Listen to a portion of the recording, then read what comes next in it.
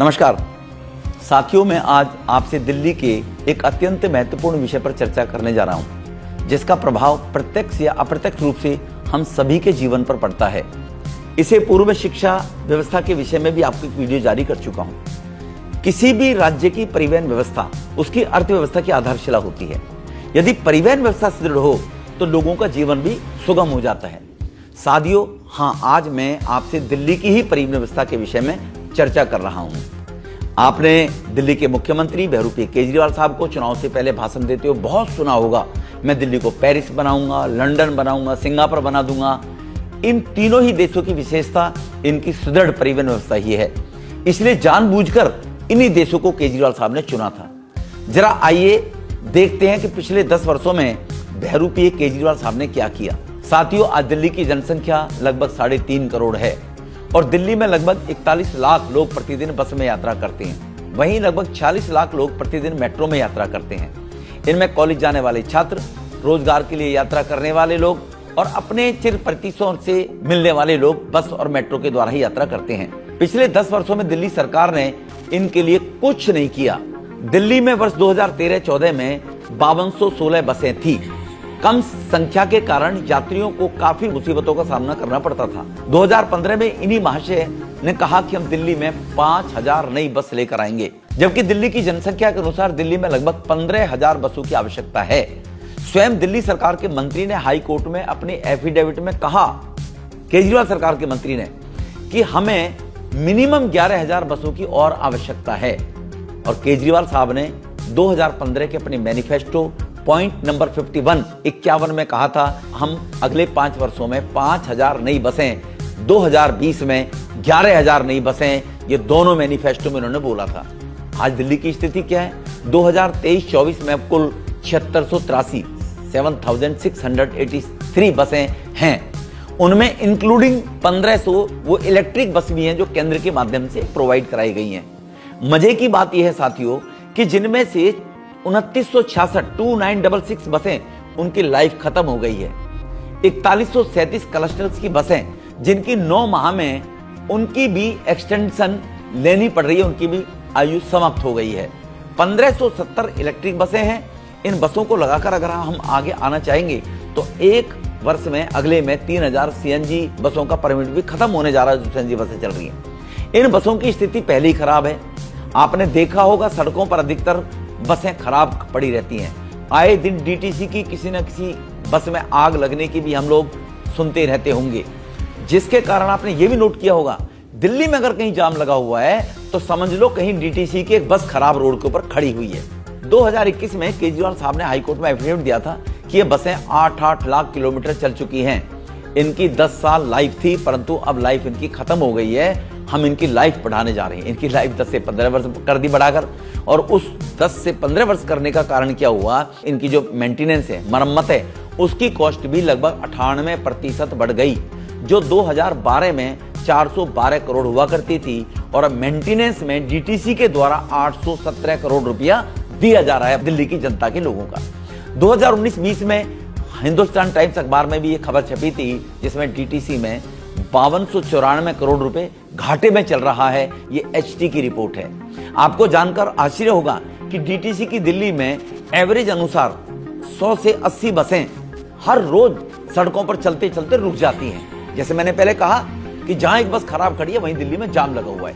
केजरीवाल सरकार ने 2022 में 1000 नई बसें खरीदने का एक और नया निर्णय लिया। वहां भी एक घोटाला कर दिया। बस की कीमत, साथियों सुनना पड़ेगा, बस की कीमत 1 करोड़ रुपया थी, जिसका टेंडर किया, और उसकी मेंटेनेंस के लिए एक साल में 3.5 करोड़ कंपनी को देना था। यह भी एक घोटाला था, लेकिन इसका भंडा पहले फूट गया। भारतीय जनता पार्टी के नेता प्रतिपक्ष वीरेंद्र गुप्ता जिस टाइम थे, उन्होंने भंडा फोड़ दिया, जिसके कारण आनंद फानंद में केजरीवाल साहब ने यह निर्णय वापस ले लिया। वरना आज जो ईडी के द्वारा, सीबीआई के द्वारा उनको बेल लेनी पड़ रही है शराब माफियों के रूप में, ये ट्रांसपोर्टेशन में भी एक बेल लेनी पड़ती केजरीवाल साहब। डीटीसी का भी एक घोटाला आपके सामने ओपन केजरीवाल को जेल में जाने के लिए मजबूर कर देता। बसों की कीमत थी 890 करोड़, सर्विस जो मरम्मत करने के पैसे देने थे वो 3500 करोड़ देने थे। बस कितने की? 890 करोड़। मरम्मत के लिए कितनी पेमेंट करनी थी कंपनी को? 3,500 करोड़। यह है केजरीवाल साहब की करतूतें। आज आप जो दिल्ली में नीले कलर की बस देख रहे हैं, वह भारत सरकार की heavy industries ministry of fame and scheme के अंतर्गत दिल्ली में 921 बसें भेजी गई थी, क्योंकि G20 सम्मेलन में भारत की स्थिति कहीं खराब ना हो, देश की राजधानी है, तो केंद्र के माध्यम से वो बसें दी गई। और ये टाइम्स ऑफ इंडिया की एक रिपोर्ट में भी कहा है कि जिसमें 579 बसें दिल्ली की राज्य सरकार को देनी थी, आज तक दिल्ली की राज्य सरकार ने उनका पैसा नहीं दिया। जैसे 4th फेज की मेट्रो एरोसिटी से और तुगलकाबाद जा रही है, उसकी भी केवल परमिशन दी है, लेकिन पेमेंट आज तक मेट्रो को नहीं की है। बसोड़ से ही जुड़ा ये मामला मैं आपको बता देना चाहता हूँ। मार्शल को कैसे भूल जाएं, गरीब लोगों को, जो 10,000 नौजवानों को इन्होंने बस में मार्शल लगाकर उनके जीवन के साथ, भविष्य के साथ खिलवाड़ करने का काम किया, अपना पॉलिटिकल एजेंडा पूरा करने के लिए। और क्योंकि दूसरा चुनाव उसी बात को लेकर जीत गया कि 10,000 मार्शलों की अपॉइंटमेंट कर दी। अक्टूबर 23 से पहले उनकी सैलरी रोक ली गई, फिर केजरीवाल सरकार ने उन्हें निकाल दिया, जबकि उनकी सैलरी बनती थी एक माह की 28 करोड़ रुपया। कुल सैलरी 1 लाख माह की बनती है सभी की। एक साल की 336 करोड़ डीटीसी घाटे में चली गई, जिसमें 5,294 करोड़ डीटीसी का घाटा आपके सामने नजर आ रहा है। साथियों, इसी प्रकार मेट्रो जो हमारी दिल्ली की लाइफलाइन है, उसके बारे में भी कुछ प्रकाश डालना चाहता हूं।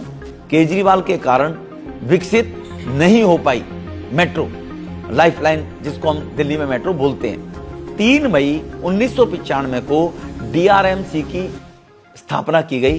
खुराना जी दिल्ली के मुख्यमंत्री हुआ करते थे, वाजपेयी जी प्रधानमंत्री हुआ करते थे। और याद रहे, आज के बच्चों को जानकारी नहीं होगी, जो आज 22-24 साल के हो गए हैं, दिल्ली में मेट्रो को लाने का काम भी भारतीय जनता पार्टी के मुख्यमंत्री मदन लाल खुराना जी के द्वारा किया गया। पहली मेट्रो 25/12/2002 को शाहदरा से 30,000 IS बस अड्डे लाने का काम, उसका उद्घाटन अटल बिहारी वाजपेयी जी ने किया था जी।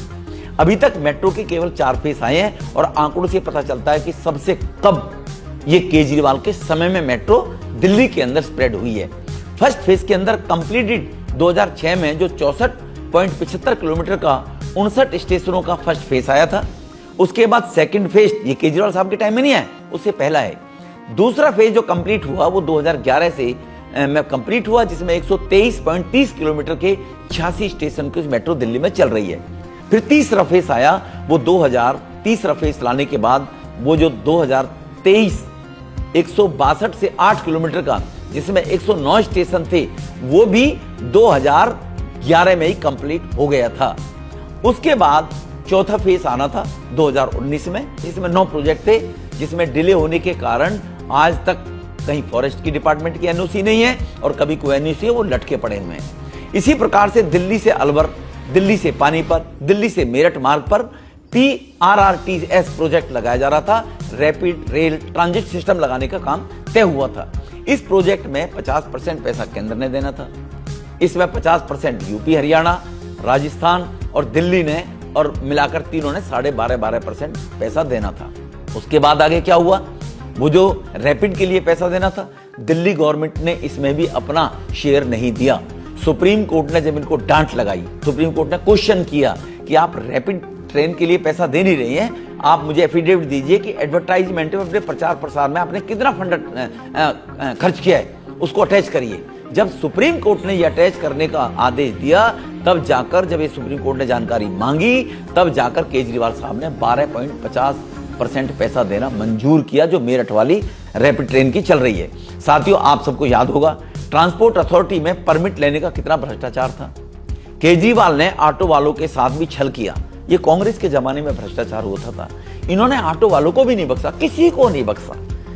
इन्होंने ऑटो वालों के साथ छल करके कहा कि मैं यूनिफाइड ट्रांसपोर्ट अथॉरिटी बनाऊंगा, करप्शन खत्म कर दूंगा, ऑटो स्टैंड बनाऊंगा। ऑटो वालों ने केजरीवाल का खूब प्रचार किया, सवारियों से भी, जो उनके साथ सवारी जाती थी, प्रचारों को भी लगाने के बाद, और ऑटो वालों ने जब उनका प्रचार किया तो उनको क्या मिला, ऑटो वालों को, भाइयों बहनों, धोखा। परंतु आज तक कुछ नहीं किया इस केजरीवाल साहब ने। आज दिल्ली में 90,000 ऑटो वाले हैं। परमिट लेने के लिए पैसे उनको आज भी देने पड़ रहे हैं। ऑटो स्टैंड मात्र केवल 510 या 11 बने हैं। ऑटो चालकों को ट्रैफिक पुलिस की प्रताड़ना, लोकल पुलिस की कितनी प्रताड़ना झेली पड़ती है, ये बेचारे, उनकी पीड़ा वो जानते हैं। मित्रों, दिल्ली की जो परिवहन व्यवस्था है, अगर केंद्र सरकार, मोदी साहब इसकी चिंता ना करते, जो हमेशा रोना रोता है केजरीवाल, मोदी ने ये नहीं करने दिया, मोदी ने ये नहीं करने दिया, तो आज दिल्ली की क्या हालत हो गई होगी, उस पर प्रकाश डालना चाहता हूँ। केंद्र सरकार ने दिल्ली में ट्रैफिक प्रॉब्लम को सॉल्व करने के लिए, जिसमें दिल्ली में पॉल्यूशन भी बहुत बढ़ गया था, ट्रैफिक भी जाम रहता था, उसको सॉल्व करने के लिए दिल्ली में कितने प्रोजेक्ट दिए, ये भी हमें जानकारी देना चाहिए। द्वारका एक्सप्रेसवे जो बनाया है, बाहर से बाहर ट्रैफिक 9,000 करोड़ की लागत से 29.6 किलोमीटर का, केजरीवाल साहब का 0% भी योगदान नहीं है। ईस्टर्न पेरिफेरल जो हम निकाल रहे हैं, उसमें 11,000 करोड़ का है, 135 किलोमीटर लंबा है। वेस्टर्न पेरिफेरल जो बना है 7,000 करोड़ का, 135 किलोमीटर का लंबा है, जो मानेसर से लेकर और सोनीपत की तरफ जाता है। द्वारका बहादुरगढ़ एक्सप्रेसवे जो 7,716 करोड़ का है। DND महारानी बाग जो जयपुर होते हुए निकलता है, वो 7,000 करोड़ का है। अक्षरधाम से ईस्टर्न पेरिफेरल की तरफ जोड़ने के लिए वो 3500 करोड़ 3100 किलोमीटर का लंबा है। और महिपालपुर अंडरपास जो हरदीप जी पुरी यूडी मिनिस्टर थे, उनके माध्यम से 162 करोड़ रुपए का बनाया गया एयरपोर्ट आने जाने वाले साउथ दिल्ली के लोगों के लिए, वो उनकी देन है। ये टोटल दिल्ली की ट्रैफिक व्यवस्था के द्वारा, केजरीवाल के द्वारा लोगों को कितना प्रताड़ना झेलनी पड़ रही है, ये सब आपके सामने है। आज मैं दिल्ली के ट्रांसपोर्टेशन सिस्टम की आपको जानकारी देने के लिए आपके बीच में आया था। बहुत बहुत धन्यवाद। नमस्कार।